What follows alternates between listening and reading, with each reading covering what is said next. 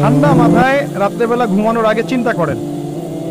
ওয়াল্লাহি আমি চিন্তা করছি এটা, ওয়াল্লাহি চিন্তা করেন আপনার জীবনে যখন থেকে আপনার ভালো মন্দ বোঝার ক্ষমতা হয়েছে, ঠান্ডা মাথায় রিকল করার চেষ্টা করেন আপনার মেমোরিকে, যে আপনি কি কি বড় বড় পাপ করেছেন।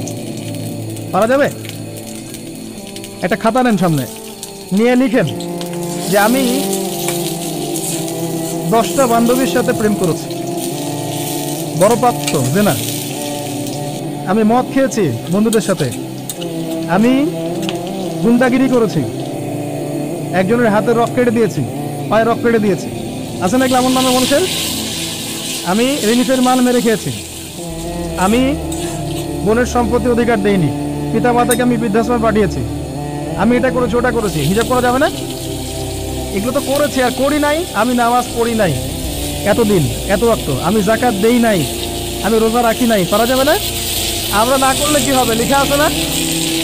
দেখানো হবে না? সে ব্যক্তি বুদ্ধিমান যে নিজের হিসাব নিজে নিয়ে নিল দুনিয়ায়। এই জায়গায় আসেন, নিজের হিসাব নিজে নিয়ে নেন দুনিয়ায়।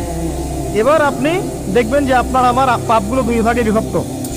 একটা হচ্ছে আল্লাহর সাথে জড়িত, আর একটা মানুষের সাথে জড়িত।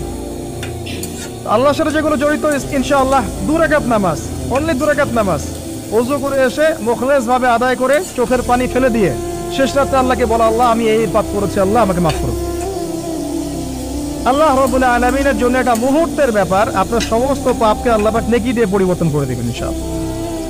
সূরা ফুরকানের শেষের দিকে আছে, ইল্লা মান তাবা ওয়া আমানা ওয়া আমিলা আমালান সালিহান ফাউলাইকা ইউবাদদিলুল্লাহু সাইয়্যাতিহিম হাসানাত।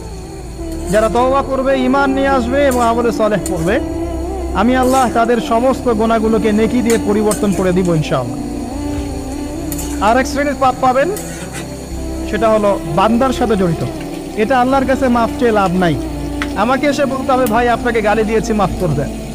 আমার আপনার কাছে গিয়ে বলতে হবে, ভাই আপনার গীবত করেছি, আমাকে মাফ করে দেন। আপনি আরেক ভাইয়ের কাছে গিয়ে বলবেন, ভাই আপনার টাকা আমি মেরে খেয়েছিলাম, টাকা নেন, শোধ করে নেন। প্রতিবেশীকে বলতে হবে, ভাই জমি নিয়ে নেন, জমি আমি মেরে খেয়েছিলাম। জনগণের সামনে এসে বলতে হবে, এই যে চালের বস্তা তোমাদের ছিল, আমি মেরে খেয়েছি, নিয়ে নাও। এত সহজ না। না হলে এগুলো কিয়ামতের মাঠে জমা থাকবে এবং পুলসিরাতে তারা দাঁড়িয়ে থাকবে। যখন আপনি আমি অনেক নেকি নিয়ে উঠবো, আল্লাহ পাক বলবেন, নেকি দিয়ে দাও। কেন দিব? কারণ অমুককে গালি দিয়েছো, অমুকের টাকা নিয়েছো, ফেরত দাওনি, অমুকের কাছ থেকে অমুককে অপবাদ দিয়েছো, অমুকের সম্পত্তি মেরে খেয়েছো, অমুকের জমি মেরে খেয়েছো, ইত্যাদি ইত্যাদি। এখন তোমার নেকি দিয়ে ওদেরকে শোধ করো। তোমার আমল নামা থেকে নেকি সব চলে যাবে, আর ওর আমল নামা থেকে গুনাহ আপনার আমল নামায় চলে আসবে। বলেন নাউযুবিল্লাহ। আল্লাহ পাক পরকালে আমাদেরকে যেন বান্দার সাথে জড়িত হক নিয়ে না ওঠান। আমিন।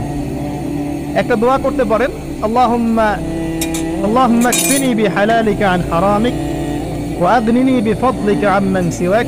আশা করা যায় আল্লাহ পাক আপনার দুনিয়ার ঋণ দুনিয়ায় শোধ করে দিবেন ইনশাআল্লাহ। কি দোয়া বললেন? আল্লাহুম্মা কফিনি বিহালালিকা আন হারামিক ওয়া আগনিনি বিফদলিকা আম্মান সিওয়াক। ইসনুল মুসলিম বইটা পড়েন, পাবেন ইনশাআল্লাহ। তো যেটা বলছিলাম প্রিয় ভাইয়েরা, সামনে সিজন আছে, আমল নামে হিসাব করে নেন, রমাদান মাসটাকে কাজে লাগান। নবী সাল্লাল্লাহু আলাইহি ওয়াসাল্লাম বলেছেন, সেই ব্যক্তির জন্য ধ্বংস যে রমাদান মাসকে পেল, রমজানকে পেয়েও তার গুনাহ মাফ করাতে পারল না। নবীর নাম শুনে আমরা কেউ দরুদ পড়লাম না। নবী সাল্লাল্লাহু আলাইহি ওয়াসাল্লাম বলেছেন, সেই ব্যক্তি ধ্বংস হোক যে রমজান মাসকে পেল, কিন্তু এই রমজান মাসকে পেয়েও তার গুনাহ মাফ করাতে পারল না। আমরা এদের অন্তর্ভুক্ত হতে চাই না। আল্লাহ পাক হেফাজত করুন। রমজানের আগেই প্রিপারেশন নেন, মানসিকভাবে আমল নামা গুছিয়ে ফেলেন, টার্গেট করেন আপনি কি চাচ্ছেন রমজান মাসে।